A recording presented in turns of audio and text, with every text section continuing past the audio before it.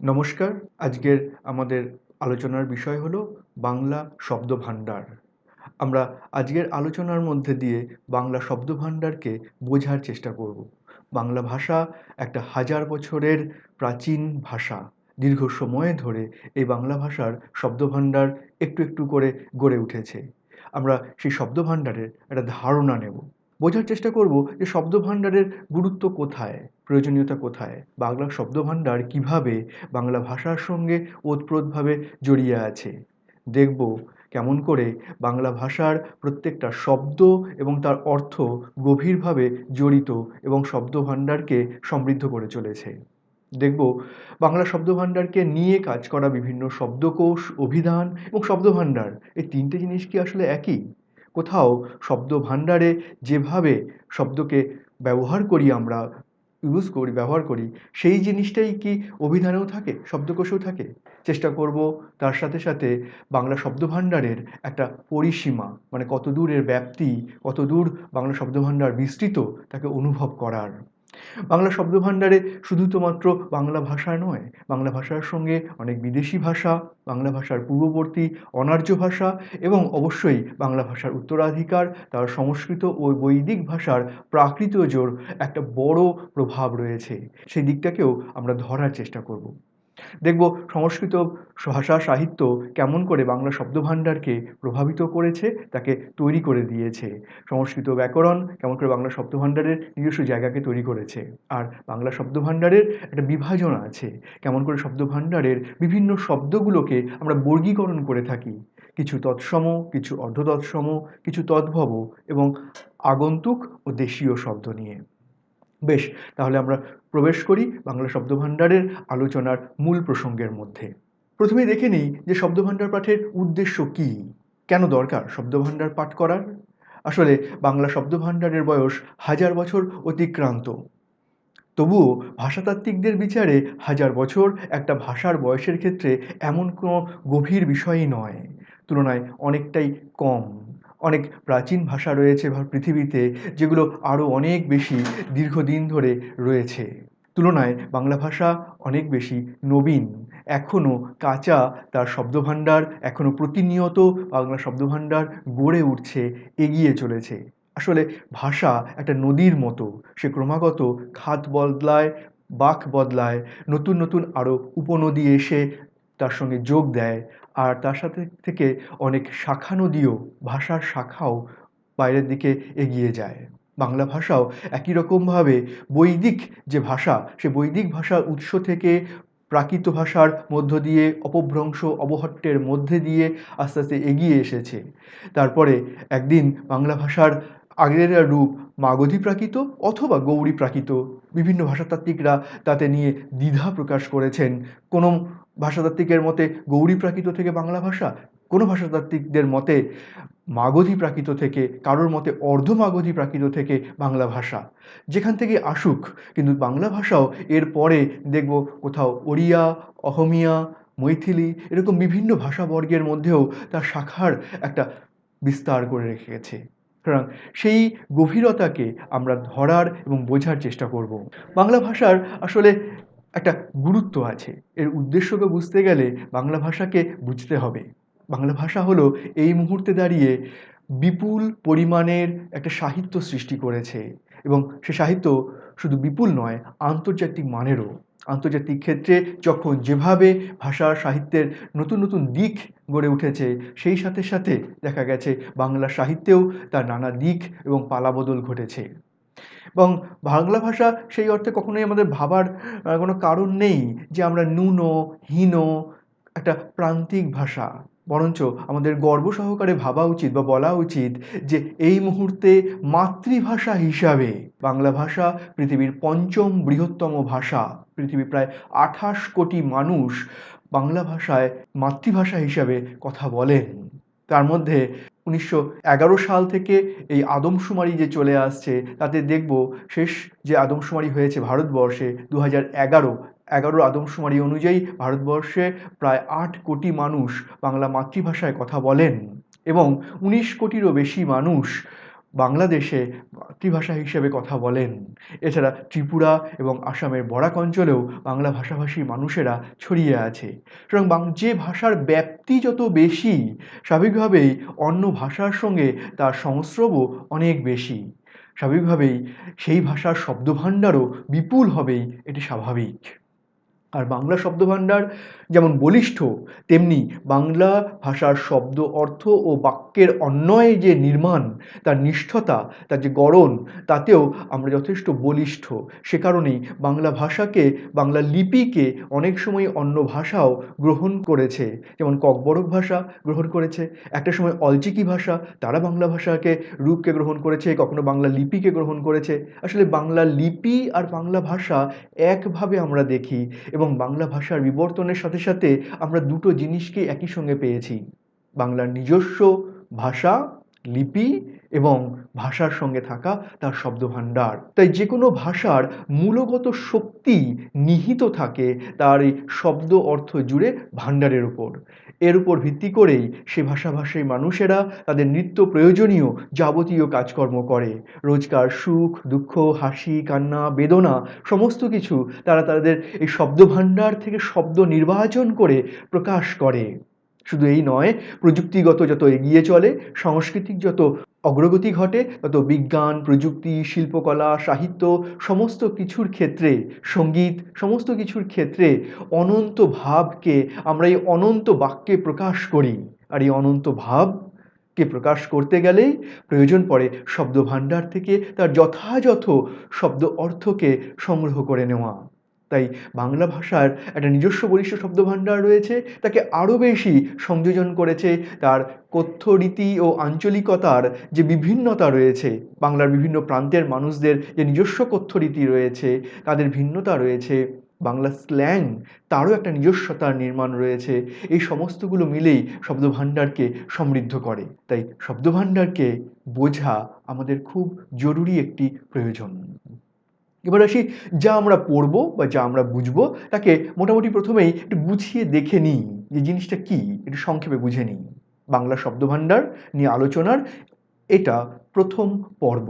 এই প্রথম পর্বে আমরা দেখব যে সমৃদ্ধ বাংলা সাহিত্য যে বিস্তৃত ভৌগোলিক অঞ্চল জুড়ে ছড়িয়ে আছে এবং বিপুল সংখ্যক জনসংখ্যার মাঝখানে প্রভাব রেখেছে, বিপুল সংখ্যক জনসংখ্যার মানুষের কথোপকথনের দৈনন্দিন ব্যবহারের ভাষা হিসেবে ব্যবহৃত হচ্ছে এবং তার ফলে যে বাঙালি সংস্কৃতির একটা নিজস্ব পরিবেশ ও পরিমণ্ডল গত হাজার বছর ধরে গড়ে উঠেছে, তাকে আমরা বোঝার চেষ্টা করব।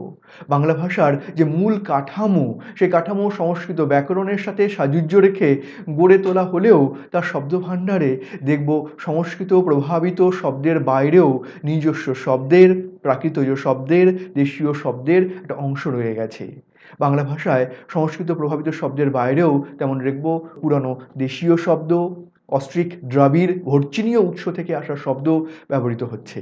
আসলে ভারতবর্ষের মানুষেরা অস্ট্রিক দ্রাবিড় ভর্চিনীয়, নেগ্রিটো এবং অ্যালপিয়ান নর্ডিক বা ইউরাল নর্ডিক এই নৃতাত্ত্বিক জাতি থেকে আসা। তাই ভারতবর্ষে যখন নর্ডিক বা ইন্দো ইউরোপীয় ভাষাবংশ থেকে আসা ইন্দো ইরানীয় ভাষাগোষ্ঠীর শাখা ভারতীয় আর্য ভারতে যখন প্রবেশ করে, সেটাই ভারতবর্ষের প্রথম ভাষাভাষীর মানুষ নয়, তারও আগে থেকে ভারতবর্ষে রয়েছে। ভারতবর্ষের মূলত সিন্ধু অঞ্চল, দক্ষিণ ভারত অঞ্চল জুড়ে ব্যাপ্ত ছিল দ্রাবিড় ভাষা, দ্রাবিড় ভাষাভাষী মানুষেরা। এখন দ্রাবিড় ভাষাভাষী মানুষ থেকে আধুনিক ভারতীয় ভাষার মধ্যে আমরা দেখতে পাবো তামিল, তেলুগু, মালায়ালাম, কন্নড় এই ভাষাগুলো এখনও সমৃদ্ধ সংস্কৃতি নিয়ে বিরাজ করছে। আরেকদিকে ছিল ভারতবর্ষের পূর্ব প্রান্তে গড়ে ওঠা অস্ট্রিক ভাষাভাষীর অংশ। সেখানে কোল, ভিল, সাঁওতালি, মুন্ডারি, হো ইত্যাদি জাতির মানুষেরা তাদের অস্ট্রিক ভাষাভাষীর শব্দভাণ্ডার নিয়ে বসবাস করত। আবার ওদিকে ভোট অর্থাৎ তিব্বত এবং চীন অর্থাৎ মধ্য এশিয়ার আরও ভেতরের চীন এবং তিব্বত থেকে আসা ভাষার বংশর মানুষেরা, যারা একটা সময়ে আসাম, ত্রিপুরা অঞ্চলে নিজেদের সাম্রাজ্যও গড়ে তুলেছে, সেই মানুষেরাও বাংলার সঙ্গে কখন মিশে গেছে, তাদের ভর্চিনীয় শব্দগুলোও আজ বাংলা ভাষার সঙ্গে জুড়ে আছে। সুতরাং বাংলা ভাষা যতদিনে এই ভারতীয় আর্য ভাষার সংস্রবে এসেছে, তার আগেই এই দ্রাবিড়, অস্ট্রিক এবং ভর্চিনীয় এদের মাধ্যমেই একটা প্রভাবিত হয়েছে বা গড়ে উঠেছে, এদের শব্দভাণ্ডারগুলো এর মধ্যে চারিত হয়ে গেছে। এবং যখন বাংলা ভাষা তৈরি হলো, বাংলা ভাষা তৈরি হওয়ার পরও এর উর্বর মাটি, বাংলার অসম্ভব মনোরম একটি জলবায়ু, যেখানে পর্যাপ্ত বৃষ্টিপাত হয়, বিপুল ফসল ফলে এবং নদীবাহিত উর্বর পলিমাটির জায়গা, এই সুন্দর পরিবেশ এবং বিপুল শস্য উৎপাদন হয়, এর টানে বাইরের থেকে একের পর এক শক্তি বাংলায় এসেছে। কখনো তারা বাণিজ্য করেছে, কখনো তারা শাসক হয়েছে। বাংলায় ইসলামী শাসনের অনেক আগেই আরবের বণিকেরা চট্টগ্রাম অঞ্চলে এসে তাদের বাণিজ্যের জন্য বসতি স্থাপন করেছে, তাদের মসজিদ নির্মাণ করেছে এবং অনেক সুফি সন্ত মানুষ এসে এই বাংলাদেশের পলি উর্বর মাটিতে ইসলাম ধর্মকে প্রচারও করেছে। সেটা কিন্তু ইসলামী শাসনের অনেক আগেই। হয়তো উত্তর ভারতের তুলনায় বাংলাতে অনেকটা পরেই ইসলামী শাসন প্রতিষ্ঠা হয়েছে। প্রায় দ্বাদশ-ত্রয়োদশ শতকের পর দেখব বাংলায় ইসলামী শাসন প্রতিষ্ঠিত হয়েছে এবং শাসকের ভাষা স্বাভাবিকভাবেই আরবি, ফার্সি হয়ে যখন এসেছে, তখন আইন আদালতের ভাষা হয়ে তখন আরও বেশি করে আমাদেরকে শব্দভাণ্ডারকে প্রভাবিত করেছে। বাংলা শব্দভাণ্ডারের একটা বড় অংশ জুড়ে আছে এই আরবি, ফার্সি, তুর্ক, উজবেক, কিরগিজ বা মঙ্গল শব্দভাণ্ডার। কারণ হাজার বছরের বাংলা ভাষার ইতিহাসে প্রায় 400 থেকে 450 বছরের ইতিহাস রয়েছে, ইসলামী শাসনের ইতিহাস। তারপরে এসেছে বাংলাতে ইউরোপিয়ান শাসকেরা, পঞ্চদশ শতকেই তারা এসে গেছে বাণিজ্যের জন্য এবং তারপর একটা সময়ে তারা বাংলাতে শাসক হয়ে বসেছে। তাই আমাদের দৈনন্দিন ব্যবহৃত কাজে, অফিস, আদালত সমস্ত ক্ষেত্রে এই ইউরোপিয়ান শব্দ বিপুল পরিমাণে প্রবেশ করেছে। এবার আসি বাংলা শব্দভাণ্ডার যে বুঝবো, তাতে শব্দভাণ্ডার কাকে বলবো? কে শব্দভাণ্ডার? শব্দভাণ্ডারকে বলা যায় ভাষার মুখ্য সম্পদ। যে ভাষার শব্দভাণ্ডার যত সমৃদ্ধ, সে ভাষা ততই শব্দশক্তিতে উন্নত। একথা বলছেন সুকুমার সেন ভাষার ইতিবৃত্ততে। সুনীতি কুমার চট্টোপাধ্যায় বাংলা ভাষা প্রসঙ্গতে গিয়ে বলছেন, শব্দ হচ্ছে মানুষের মনের ভাব ও চিন্তার ধ্বনিময় প্রকাশ। আমরা যে শব্দগুলোকে ব্যবহার করি, আমাদের বাকযন্ত্র দিয়ে আমরা উচ্চারণ করি, সেই উচ্চারিত শব্দগুলো যতক্ষণ না কোনো একটা অর্থবোধতার সঙ্গে যুক্ত হচ্ছে, আমাদের কোনো চিন্তা এবং ভাবের সঙ্গে যুক্ত হচ্ছে, ততক্ষণ পর্যন্ত সেগুলোকে আমরা শব্দ হিসেবে গ্রহণ করছি না। সুতরাং শব্দভাণ্ডারে এই শব্দ অর্থাৎ ধ্বনি এবং অর্থ, এই দুইয়ের একটা মিলিত রূপকেই আমরা শব্দভাণ্ডারের হিসেবে গ্রহণ করব। যে ভাষার শব্দভাণ্ডার যত সমৃদ্ধ হবে, সেই ভাষাও শব্দশক্তিতে তত উন্নত হবে। রবীন্দ্রনাথ ঠাকুর বাংলা ভাষা পরিচয় লিখছেন, সমাজ ও সমাজের লোকেদের মধ্যে এই প্রাণগত ও মনোগত মিলনের ও আদান প্রদানের উপায় স্বরূপে মানুষের শ্রেষ্ঠ সৃষ্টি ভাষা। সমাজ মানুষের অন্যতম প্রধান একটা দিক। সমাজহীন মানুষ অসম্ভব ভাবা। আর এই সমাজের মধ্যে পেশাগত, প্রাণগত, মনোগত মিল ছাড়া একক নিঃসঙ্গ মানুষ অসহায়। আর সেখানে এই মিলনের এবং আদান প্রদানের জন্য একটাই উপায়, সেটা হলো ভাষা। ভাষা দিয়েই আমরা আমাদের আশেপাশে সমস্ত মানুষের সঙ্গে আমাদের হৃদয়গত সমস্ত সম্পর্ককে গড়ে তুলি, এগিয়ে নিয়ে চলি। তাহলে প্রয়োজন কেন? মানব গুণাবলীর শ্রেষ্ঠ দিক হচ্ছে তার ভাষিক ক্ষমতা। মানুষকে অন্য যে কোনো পশু থেকে, প্রকৃতির সমস্ত কিছু থেকে মানুষকে বিচ্ছিন্ন করে এবং শ্রেষ্ঠত্ব দেয় তার এই ভাষিক ক্ষমতা। কারণ এই ভাষিক ক্ষমতা দিয়েই মানুষ তার এই 65 কি 70,000 বছর ধরে মানুষের যে বিবর্তনের, অর্থাৎ হোমো ইরেক্টাস থেকে হোমো স্যাপিয়েন্সের এই যে বিবর্তনের ধারাবাহিকতা, সেই ধারাবাহিকতায় মানুষ এই ভাষাকে গড়ে তুলেছে। আর এই ভাষা আসলে একটা কন্টেইনার বা একটা আধার, যে আধারের মধ্যে রয়েছে মানুষের যাবতীয় সঞ্চিত জ্ঞান, বিদ্যা, তার অভিজ্ঞতা, তার ইতিহাস, তার মনের ভাব, ইচ্ছা, তার ভবিষ্যৎ পরিকল্পনা, তার বিনোদন, এই সমস্ত কিছু, এই সমস্ত উপাদান এক প্রজন্ম থেকে আরেক প্রজন্মে পৌঁছে যায় ভাষার হাত ধরে। এক ভৌগোলিক অঞ্চলের মানুষের অভিজ্ঞতা, তাদের ভাবনা চিন্তা আরেক ভৌগোলিক অঞ্চলের মানুষের কাছে পৌঁছে যায় ভাষার মাধ্যমে। সুতরাং শব্দভাণ্ডার আসলে শুধুই নিছক কিছু শব্দের সমষ্টি নয়। শব্দভাণ্ডার আসলে তার এই দীর্ঘ যাপিত জাতির ইতিহাসের একটা অভিজ্ঞতা, জ্ঞানবিদ্যার সংকলন, সংগ্রহ। মানুষ জানতো না পৃথিবীর কোন গাছের পাতা, কোন গাছের ফল বা শস্য আহার্য হিসেবে গ্রহণ করা যায়, কোনটা ঔষধি, কোনটা বিষাক্ত।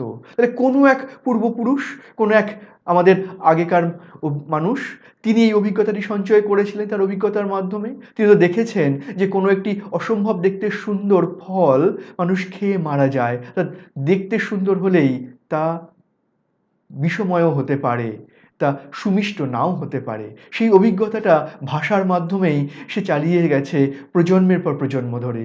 এভাবেই আমাদের কৃষি, শিল্প, অর্থনীতি এবং সমাজের যাবতীয় কিছু গড়ে উঠছে। কিভাবে গড়ে ওঠে এই শব্দভাণ্ডার? এবারে আমরা আসি। আসলে শব্দভাণ্ডার একটা ধারাবাহিক প্রক্রিয়া। শব্দকে কি বলতে পারি? শব্দ আসলে কিছু ধ্বনির সমষ্টি। কিন্তু ধ্বনির সংখ্যা তো সীমাবদ্ধ। যে কোনো ভাষায় খুব সীমাবদ্ধ সংখ্যক ধ্বনি দিয়ে আমরা অসীম সংখ্যক ধ্বনি সমষ্টির শব্দ নির্মাণ করি। কারণ আমাদের যে বাকযন্ত্র তার কিছু সীমাবদ্ধতা আছে। এক একটা ভৌগোলিক অঞ্চলের এক এক ভাষাভাষীর মানুষের বাকযন্ত্র নির্দিষ্ট কিছু ধরনের ধ্বনিকেই উচ্চারণ করতে পারে। কিন্তু যখন এই ধ্বনিগুলোকে আমরা পাশাপাশি বসাই বা এক ধ্বনির পাশে আরেক ধ্বনিকে, এই যে অনন্ত সংখ্যক পারমুটেশন চলতে থাকে, প্রতিনিয়ত আমরা ধ্বনির পাশে কোন ধ্বনি বসবে সেটা আমরা প্রতিনিয়ত পরিবর্তন করতে থাকি এবং এর ফলেই তৈরি হয় শব্দের এক বিস্তৃত তালিকা। সমস্ত শব্দই যে অর্থবহ তা কিন্তু নয়। যখন যে শব্দ তার অর্থের সঙ্গে আমরা জুড়ে দিই, কোনো ভাব, ভঙ্গি, আমাদের ইতিহাস, কোনো অভিজ্ঞতার সঙ্গে জুড়ে দিই, তখন সেই অর্থযুক্ত ধ্বনি ভাষার শব্দভাণ্ডারে গৃহীত হবে। আবার যখন সময় বদলায়, সময় বদলাতে বদলাতে কখনো আমাদের সেই ধরনের ভৌগোলিক পরিবেশও বদলালে সেই ভৌগোলিক বিষয়গুলো যদি আর না থাকে, কোনো একটা জাতি যদি অভিযান করে, এক অঞ্চল থেকে আরেক অঞ্চলে পৌঁছে যায়, অভিবাসন করে, এক অঞ্চল থেকে আরেক জায়গায় মাইগ্রেট করে চলে যায়, স্বাভাবিকভাবেই তখন দেখা যাবে সে পুরনো শব্দগুলো, পুরনো ভাব, পুরনো বিষয়গুলো আর ব্যবহৃত হচ্ছে না। তখন শব্দভাণ্ডারের সে পুরনো শব্দগুলো আস্তে আস্তে হারিয়ে যেতে পারে। আবার নতুন যেখানে গিয়ে পৌঁছয়, সেখানে ওই ধ্বনির সাথে নতুন অঞ্চলের অর্থের বিকাশের শর্ত অনুযায়ী নতুন অর্থ যুক্ত হতে পারে। তাহলে একই ধ্বনি পুরনো সময়ে এক অর্থ, পরবর্তী সময়ে আবার নতুন অর্থে ব্যবহৃত হতে পারে। আবার ভৌগোলিক পরিবর্তনেও অর্থের পরিবর্তনের নিয়মেও শব্দের অর্থ বদল হয়ে যেতে পারে। এভাবেই দেখা যাবে সময়ের সাথে অনেক শব্দ হারিয়ে যায়, নতুন শব্দ গড়ে ওঠে, আবার অন্য ভাষার মানুষদের সংস্পর্শে এসে তাদের ব্যবহার করা শব্দ অর্থ, শব্দভাণ্ডারের শব্দগুলো আমরা গ্রহণ করে নিই। একটু ভেবে দেখুন যে একই বিষয়কে নিয়ে ইংরেজিতে যখন আমরা বলি ইট, ড্রিঙ্ক, স্মোক, হিন্দিতে তিনটে প্রায় কাছাকাছি, ইট, ড্রিঙ্ক, স্মোক। কিন্তু যখন আমরা হিন্দিতে তখন বলি ইট খানা, ড্রিঙ্ক পিনা, স্মোক সেটাও হিন্দিতে হয়ে যায় পিনা। বাংলায় আমরা সেখানে ক্রিয়াপদের বাহুল্য বর্জন করে আমরা সেখানে ইট খাওয়া, ড্রিঙ্ক জল খাওয়া এবং স্মোক সেটাও সিগারেট খাওয়া, হাওয়া খাওয়া, সমস্ত ক্ষেত্রেই এই খাওয়া ক্রিয়াপদটাকেই আমরা আরও ব্যবহার করেছি, কোথাও আলাদা নতুন শব্দ ব্যবহার করিনি। এভাবেই এক ভাষা থেকে আরেক ভাষায় শব্দভাণ্ডারের এরকম ভিন্নতা তৈরি হয়ে যায়। এবার সেই শব্দভাণ্ডারের পরিসীমা, শব্দভাণ্ডার কতটা বিস্তৃত, কতটা জায়গা। জার্মান ভাষায় একটা শব্দ ব্যবহার করা হয়, স্পার্চ গাট। ইংরেজিতে সেটা হলো স্পিচ গুডস। স্পিচ কথার গুডস, মালপত্র, কথা বলার মালপত্র। তাহলে শব্দভাণ্ডার আসলে কথা বলতে গেলে যে মালপত্র দিয়ে আমরা কথা বলি সেগুলি শব্দভাণ্ডার। তাহলে একটা ভাষায় যত শব্দ আছে সমস্ত শব্দ কি তাহলে এক জায়গায় লিখে ফেলা সম্ভব? আসলে শব্দ আমরা গঠন করি। শব্দশক্তির প্রধান উৎস দুটো, ধাতুতে অথবা শব্দে প্রত্যয় যোগ করে নতুন শব্দ নির্মাণ করি, আর অপর ভাষা থেকে শব্দ গ্রহণ করি। ভাষার ইতিবৃত্ত গ্রন্থে সুকুমার সেন বলছেন। তাহলে আমরা শব্দ নির্মাণ করে নিতে পারি কিছু, আর কিছু গ্রহণ করে নিতে পারি। এটাই শব্দভাণ্ডারের প্রধান দুটো গেট, যে প্রবেশদ্বার দিয়ে নতুন শব্দ তৈরি হয়, অর্থাৎ বাংলা ভাষার ভেতরে এমন একটা ব্যবস্থা আছে যেখানে নতুন শব্দ নির্মাণ হচ্ছে এবং অন্য শব্দ আমরা খুব সহজেই শোধন করে বা বাংলা ভাষার মতো করে গ্রহণ করে নিচ্ছি। এই শব্দভাণ্ডার পরিবর্তনশীল যেহেতু, স্বাভাবিকভাবেই অনেক শব্দ আস্তে আস্তে কিছু শব্দ হারিয়েও যাবে, কিছু শব্দ যেমন প্রবেশ করছে, তৈরি হচ্ছে, তেমনি আবার অনেক শব্দ অন্য কোনো একটা জায়গা আছে যেখান দিয়ে আস্তে আস্তে হারিয়েও যায়। শব্দভাণ্ডার কত হতে পারে বা কত বড় হতে পারে তার একটা সীমানা বোঝার চেষ্টা করি আমরা। ইংরেজি ভাষা পৃথিবীর মধ্যে অন্যতম বহুল ব্যবহৃত একটি ভাষা। বিপুল তার শব্দভাণ্ডার।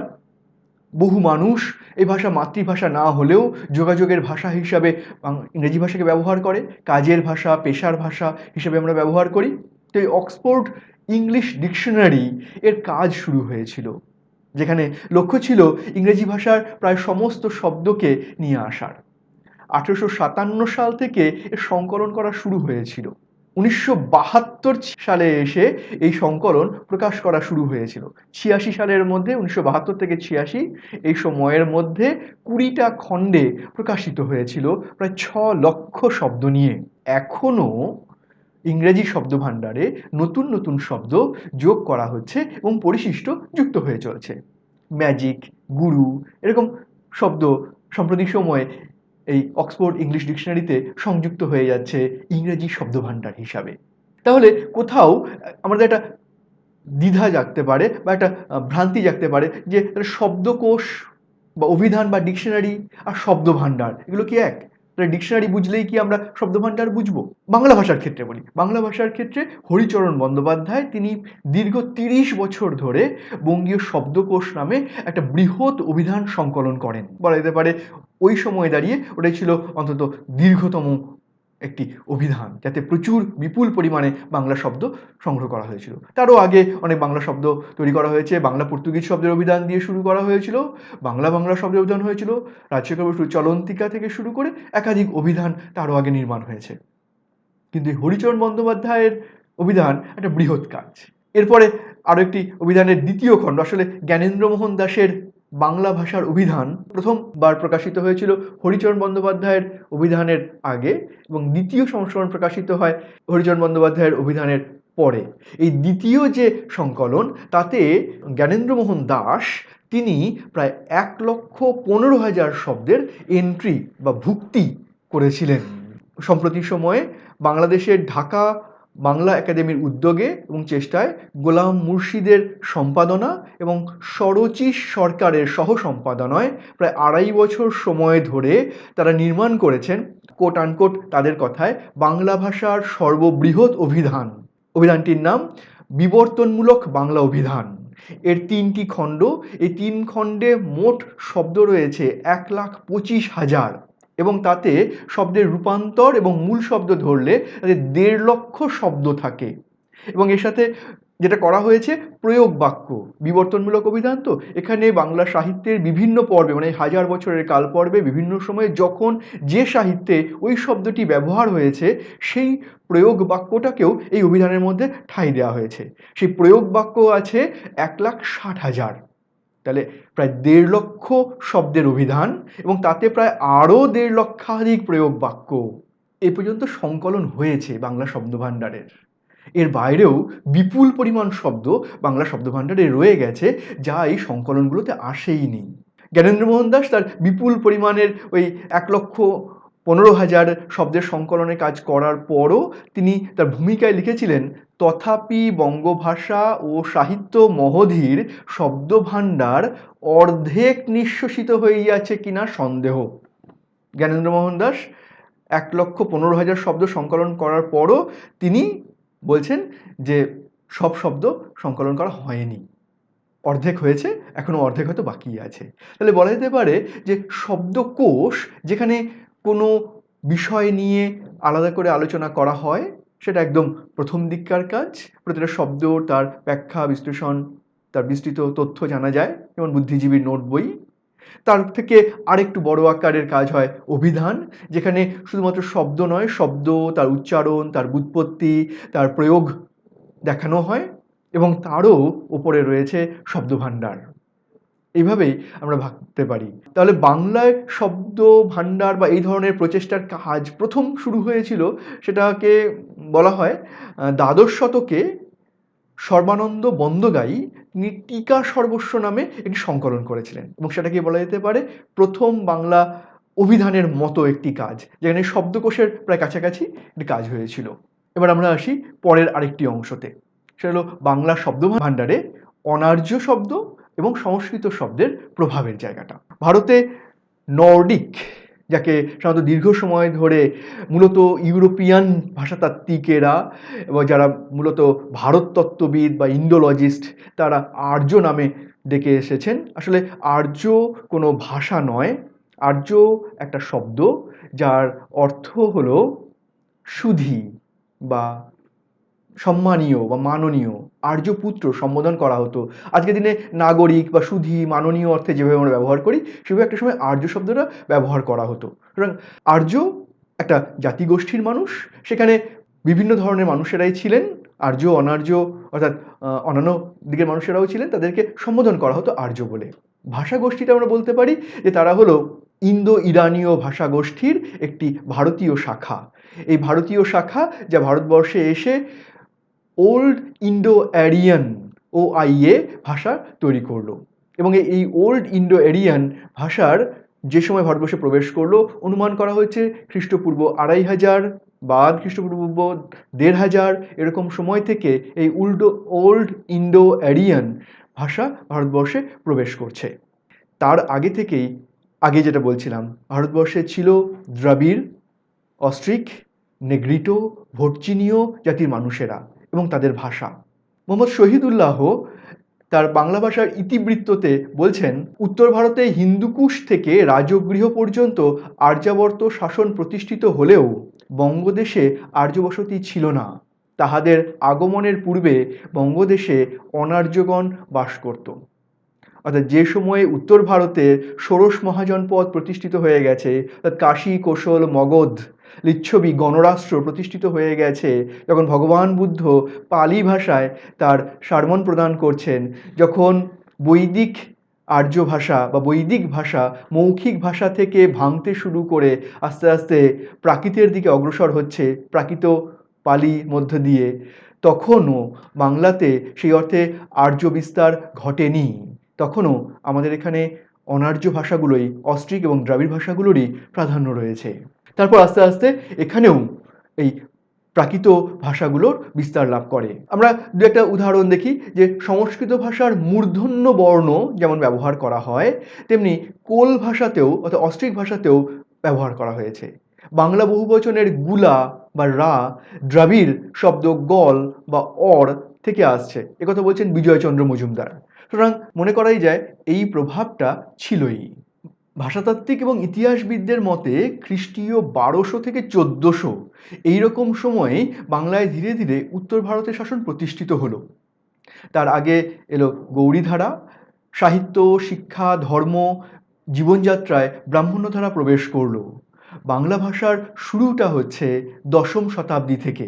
সুতরাং এই দশম শতকে মাগধী প্রাকৃত বা গৌড়ী প্রাকৃত থেকে যখন বাংলা ভাষা আসছে, সেই সময়েও বাংলা ভাষাতে, বাংলা ভাষার সেন রাজবংশ, তার আগের পাল রাজবংশ, তাদের সময়ে বাংলাতে একটু একটু করে এই সংস্কৃত ভাষা সাহিত্য প্রভাব বিস্তার করছে।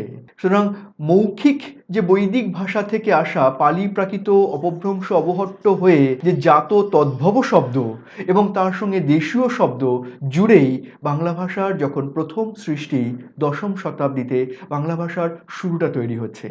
আসলে বাঙালি জাতির সময়ের কাল বলা যায় অনেকটাই শশাঙ্কের শাসনকাল, কর্ণ সুবর্ণ সময় থেকে। এই সময়েই আমরা অলঙ্কার শাস্ত্রে গৌরী রীতির কথা পাবো, নাটকে গৌরীর কথা পাবো এবং গৌরী আসবের কথা পাবো, গৌরী নায়িকার কথা পাবো, তাদের বিশেষ বেনিবন্ধনের কথা পাবো। অর্থাৎ এই খ্রিস্টীয় নবম দশম শতক থেকেই বাঙালি জাতি তার নিজস্ব স্বতন্ত্র হয়ে উঠতে শুরু করে এবং এরপর যত সময় যায় তত আস্তে আস্তে বাংলা ভাষায় সংস্কৃত প্রভাব বাড়ে। পরবর্তী কয়েকশো বছর আমরা সংস্কৃত প্রভাব দেখেছি, বিশেষ করে সেন রাজত্বের আমলে যখন তার রাজসভায় উমাপতিধর, পবনদেব, ধয়ী মতো পণ্ডিত মানুষেরা একের পর এক অসাধারণ সংস্কৃত সাহিত্য নির্মাণ করলেন এবং কালিদাস, ভবভূতি, ভাস, শূদ্রকের নাটক বাংলাতেও বিপুল পরিমাণে ব্যবহৃত হতে শুরু করলো, তখন বাংলা শব্দভাণ্ডার অনেকটাই তৎসম সঙ্গে জুড়ে গেল, অনেকটাই সংস্কৃত অনুসারী শব্দকে আমরা গ্রহণ করলাম। এরপরে আরবি, ফার্সি, তুর্কি, যার কথা একটু আগেই বললাম, এবং তারও পরে ইউরোপিয়ান। বাংলা শব্দভাণ্ডারের সেজন্য আমরা যদি বিভাজন করি বাংলা শব্দভাণ্ডারে কত রকমের শব্দ আছে, তাহলে দেখব বাঙালি জাতির ইতিহাসটার পর্ব অনুযায়ী বাংলাতেও শব্দগুলো এসেছে। যখন বাংলা ভাষা প্রথম গড়ে উঠল সেই সময়ে বৈদিক ভাষাবংশ থেকে প্রাকৃতের মধ্য দিয়ে আসা নিজস্ব শব্দভাণ্ডার যা তদ্ভব, এই তদ্ভব শব্দভাণ্ডার আর দেশীয় শব্দভাণ্ডার দিয়ে বাংলা ভাষা প্রথম গড়ে উঠল। এরপর সংস্কৃত সাহিত্য, নাট্য, শিল্পকলার প্রভাবে আমরা গ্রহণ করলাম তৎসম শব্দ। এই তৎসম শব্দ বাঙালি জিভে ঠিকঠাক উচ্চারণ হলো না, স্বাভাবিকভাবেই তাকে আমরা বিকৃত করলাম, এলো অর্ধ তৎসম শব্দ এবং একই সঙ্গে জুড়ে চলেছে দেশীয় শব্দগুলো। এবং তার উপরে এলো আগন্তুক, প্রথমে ইসলামী শাসন, তাতে এলো আরবি ফার্সি শব্দের জায়গা এবং তারপরে এলো ইউরোপিয়ান শাসন এবং ইউরোপীয় জাতি, তাদের ইউরোপিয়ান শব্দের জায়গা। মূলত এই দিকগুলোকে মাথায় রেখেই সুকুমার সেন বাংলা শব্দকে প্রধান দুই জাতে ভাগ করছেন, একটা মৌলিক আর একটা আগন্তুক। মৌলিক শব্দের মধ্যে তিনি বলছেন যে তৎসম, অর্ধতৎসম, তদ্ভব, আর আগন্তুককে বলছেন দেশীয় এবং বিদেশি। বিদেশির মধ্যে কিছু রয়েছে যা আরবি, ফার্সি, উর্দু, আর কিছু রয়েছেন ইউরোপীয়। দ্বিজেন্দ্রনাথ বসু তিনি আরেকটু গভীরে ভাঙছেন, তিনি বলছেন যে বাংলা ভাষার একটা অংশ রয়েছে উত্তরাধিকার বা প্রাকৃতজ, সেখানে মৌলিক তদ্ভব, আগন্তুক তদ্ভব একটা অংশকে বলছেন, যেটা আমরা উত্তরাধিকার সূত্রে পাচ্ছি, যেটা কথা আগেই বলছিলাম। বাংলা ভাষা যখন জন্ম হচ্ছে খ্রিস্টীয় দশম একাদশ শতকে, নবম দশম একাদশ শতকে, সেই সময়ে বাংলায় রয়েছে এই শব্দগুলো, প্রাকৃত থেকে আসা মৌলিক তদ্ভব এবং দেশীয় এবং বিদেশি থেকে আসা আগন্তুক তদ্ভব। আর তারপরে আসছে হলো গৃহীত শব্দ, যেখানে শুদ্ধ সংস্কৃত থেকে তৎসম, শুদ্ধ সংস্কৃতের বিকৃত উচ্চারণে অর্ধতৎসম, প্রাদেশিক ভাষাগুলো থেকে আসা প্রাদেশিক আর্য, ভারতীয় আর্যেতর ভাষাগুলো থেকে আসা আর্যেতর, আর বিদেশি এশীয় এবং ইউরোপীয় থেকে আসা ভাষাগুলো শব্দগুলো। সৌরভ শিকদার তিনি আরও একটু অন্যভাবে ভাগ করছেন, তিনি দেখাচ্ছেন যে দেশি বা অজ্ঞাত মূল একটাকে তিনি বলছেন, আর একটা মৌলিক বা সংস্কৃতজ। এই দেশি বা অজ্ঞাত মূল এই কারণে, কারণ এই অস্ট্রিক দ্রাবিড় উৎস থেকে আসা অনেক শব্দেরই আমরা উৎপত্তি নির্ণয় করতে পারি না বা খুঁজে বের করতে পারি না যে কোথায় শব্দগুলো মূলত ছিল। তার জায়গায় তাকে আমরা ধরেই নিই এটা সম্পূর্ণ দেশীয় শব্দ, তাকে আমরা অজ্ঞাত মূল বলছি। আর মৌলিক বা সংস্কৃতজ যে শব্দগুলো তৎসম, অর্ধতৎসম এবং তদ্ভব, যাদের উৎস আমরা বৈদিক সাহিত্যে বা সংস্কৃত সাহিত্যে খুঁজে পাবো। আর আগন্তুক দেশীয় ভাষাগুলো থেকে আগন্তুক এবং বিদেশি ভাষা থেকে আগন্তুক। আর আরেকটা অংশে তিনি বলছেন নবসৃষ্ট শব্দ। বাংলা ভাষার এই হাজার বছরের যাত্রাপথে আমরা নিজেরা অনেক শব্দ নির্মাণ করেছি, অনেক শব্দকে বিদেশি ভাষা থেকে বা অন্য ভাষা থেকে আমরা নিজেদের মতো করে অনুবাদ করে নিয়েছি। এই মিশ্রভাবে তৈরি করা এবং অনুবাদ করে নেওয়া, এগুলোকে আমরা বলবো নবসৃষ্ট শব্দ। তাহলে একটা আমাদের উত্তরাধিকার, একটা আগন্তুক, আর একটা নবসৃষ্ট, এইরকমভাবেও আমরা ভাবতে পারি। আসলে এই বিভাজন নিয়ে বিভিন্ন ভাষাতাত্ত্বিকদের বিতর্ক থাকতেই পারে, কিন্তু আমাদের বাংলা শব্দভাণ্ডারের বোঝার ক্ষেত্রে যেন কোনো বিভ্রান্তি না থাকে। আমরা খেয়াল রাখবো ভাষার জন্মের সময় প্রাকৃত থেকে আসা এবং দেশীয় শব্দ নিয়ে আমাদের উত্তরাধিকার, এরপর সংস্কৃত থেকে আসা আমাদের আরেকটি উৎস, মৌলিক উৎস, এবং তারপরে বিদেশি ভাষা থেকে আসা আমাদের আগন্তুক এবং আমাদের নিজেদের তৈরি করা নবসৃষ্ট। এই মূলত 4টি প্রধান দিক হিসাবে আমরা ভাবতে পারি।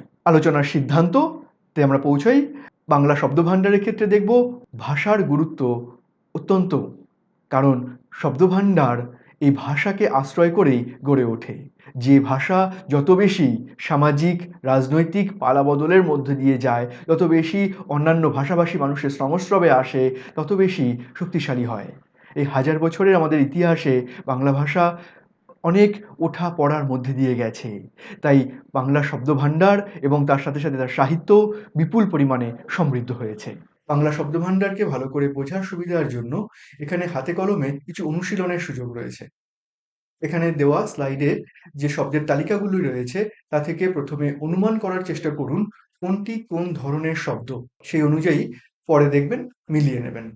আপনাদের এই আলোচনার শেষে কিছু প্রশ্ন রাখা আছে। সমস্ত প্রশ্নের উত্তর এই আলোচনার মধ্যেই পাবেন। প্রশ্নগুলি আপনাদেরকে অনুশীলন করতে অনুরোধ করা হচ্ছে। ভিডিওর শেষে কিছু গ্রন্থপঞ্জি দেওয়া আছে। এই গ্রন্থপঞ্জিগুলো আপনাদের অতিরিক্ত পড়াশোনার জন্য কাজে লাগতে পারে। এর মধ্যে থেকে কোনো নির্বাচিত গ্রন্থ আপনারা সংগ্রহ করে পাঠের সহায়ক হিসেবে ব্যবহার করতে পারেন।